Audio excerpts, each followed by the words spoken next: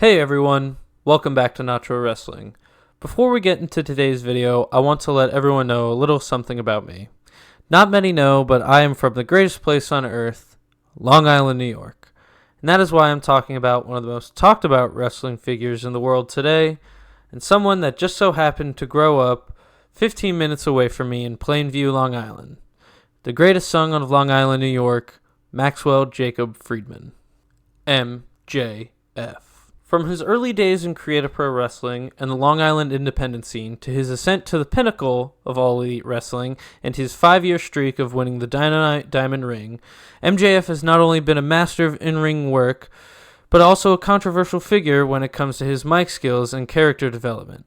In this video essay, we'll be tracing MJF's journey from his humble beginnings, dissecting his character, and delving into the impact of his AEW World Championship reign, with a special focus on the shows in Long Island and why I think those shows have allowed us to see the MJF we see on our TV screens on a weekly basis. So as we go through this workshoot ride through the career of our scumbag MJF, don't forget to hit that subscribe button and ring the notification bell to stay updated on all things Nacho Wrestling. As I mentioned earlier, MJF started his career at Creative Pro Wrestling in Long Island, New York.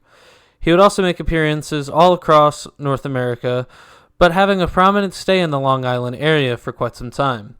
Some of the major scenes in LI at the time where MJF frequently showed up were Victory Pro Wrestling, House of Glory, Empire State Wrestling, among many other independents that would roll through the Northeast area. He would eventually get his big break at All In 2018, as Cody Rhodes handpicked Kid from the Indies to be in the All In opening match against Matt Cross, which was actually a nice opponent for MJF, a fresh face in pro wrestling versus a 20-year vet in Matt Cross. The beginning of AEW for MJF was centered around his relationship and inevitable heel turn on Cody Rhodes. This was MJF's first big feud and would definitely not be his last. However, getting his win on Cody at Revolution, they have not met again in singles action, but maybe they will again one day. After his feud with Cody, he was sat on the sideline for a while, watching the shows behind the guardrail with Shawn Spears, and the two were betting on matches. MJF's next major feud would be a failing effort against Mox for the world title, and looking back on that stuff, it is just so obvious how MJF has evolved in the past few years. Taking a quick break from the actual meat and potatoes of MJF's career in AEW, this character is something to be looked at, but it is constantly looked over, in my opinion. Oftentimes, wrestling fans claim MJF has been doing the same character since debuting, even all the way back at All In 2018. And that could not be further from the truth. Originally being Cody Rhodes' reluctant sidekick, biding his time to turn on him, especially for wearing that ridiculous Star Trek vest. Then being a weird presidential campaigner against Mox during the Daily Place era, leading up to All Out 2020, then a snaking in the grass of the Inner Circle, eventually creating his own, yet used so poorly, better version of the Inner Circle, the Pinnacle. Fast forward to now, and he has become a complex tweener who is self-aware of being a shitty person. In my head, it reminds me very much of Eddie Guerrero and how fans would always appreciate him, even he would lie, cheat, and steal, and maybe even above all else, all of them.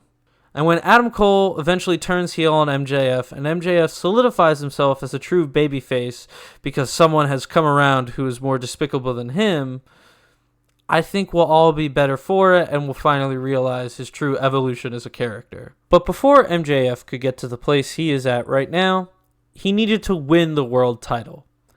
And I think it happened with some of the best accidental long-term storytelling AEW found itself in. Of course, I mentioned how MJF fought Mox for the AEW World title at All Out in 2020. In the match, Mox had gotten the Paradigm Shift banned from the match.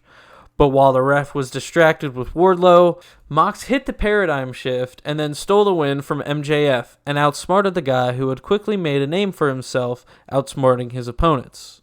Then a little over 2 years later, at Full Gear 2022, MJF beat Mox for the AEW World Championship in a great main event. Comparing those two matches between each other 2 years prior, it is clear how much more polished MJF and his in-ring work has become. And I think it is a benefit of him not wrestling as much up until these past few months, where he's become a barn burner machine. As I mentioned at the top of the video, I am from the same area of Long Island as MJF. While he is from Plainview, I'm from a different area, about 15 minutes away, still in the same county, Nassau County. And not a lot of awesome things are from Long Island. There is Billy Joel, and depending on how you feel about him, he is either a top tier artist or hated beyond comparison. There's also Ralph's Italian Ice, which, if you know, then you know, but I'm not going to waste my time explaining it. Something that Long Island has always had is a great passion for its people, even if those people are from there and have moved, or if they still live there. My family, for example, and I moved down to the backwater state of North Carolina, and I'll be honest, cookout trays fucking slap. Sorry, got completely sidetracked. MJF and the shows that emanate from the beautiful UBS Arena in Elmont, New York. Shout out Elmont. The first show there was all the way back in December of 2021. And during the show, MJF was feuding with some punk named Phil.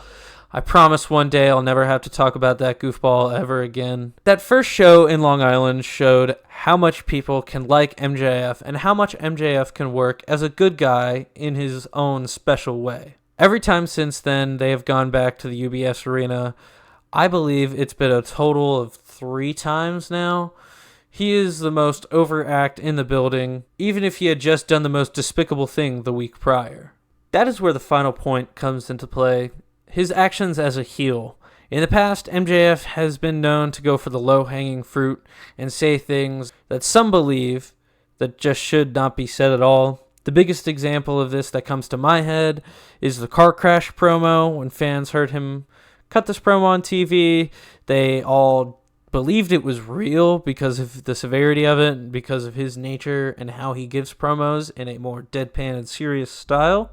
So they proceeded to call the police and report it. There have also been many instances where he is seen in character at functions outside of pro wrestling events, and when young fans who recognize him come up to him, say dressed as him, or have something that they want signed, he gives them shit for it. And I'm going to be completely honest, I find it so goddamn funny. I mean, look at this. Relax. Maybe his game plan is just burn the clock. Well, that's a game plan. We see it happen in football all the time, right? Clock management is pretty important. However, the majority of wrestling fans are probably not going to get behind it. I can completely understand the issues that arise from it, but I think that is why he has made these changes to his character and become the scumbag for everyone. He is clearly not everyone's cup of tea, but when it comes to wrestling, to steal something from Brian Zane, like what you like, and just don't be a dick. To the diehard MJF fans, myself included, chill the fuck out when it comes to defending him. It is okay for people not to enjoy things you enjoy. And to the MJF haters, not everything that is done in wrestling is for you to like. If MJF isn't holding it down for you, there are thousands upon thousands of other wrestlers you could watch. So do not get too focused on one guy. As 2023 comes to a close, MJF and the bidding war of 2024, which has completely disappeared from TV, but still very well could be looming over us. Whether it's a Cody Rhodes situation where he puts out a letter on social media saying that he's not re-signing with AEW, and then we all mark our calendars for Mania 40's Night 1 and 2, or if it's a Jade Cargill situation and he meets and talks with both companies and decides WWE is what he wants to do next. The other option, of course, is that he stays loyal to AEW and the company that helped get him to the level that he is at. And a lot of fans and critics alike have said that he is going to leave and sign with WWE because of their current poor performance sales in live event tickets. But I personally believe MJF is going to stay for this exact reason. If you look back, this is not a permanent issue for AEW. You can look at WWE 2018, 2019. They were dealing with these same issues, and they fixed it. And AEW will fix it the same way WWE fixed it. In order to increase sales at a live event performances, MJF, it needs to be the guy they focus on, and they need to try and have cohesive stories around him and everyone else rather than different islands and sections of stories. No matter where MJF goes in professional wrestling, he is going to be an important figure in wrestling for a long time to come. Thank you guys for watching the video. Be sure to like and subscribe and comment down below. Let me know what you guys think about MJF. Is he overrated, and will he eventually die out? Or do you think he has the potential to be the next big crossover star for the pro wrestling business? With that out of the way, I will see you guys next time.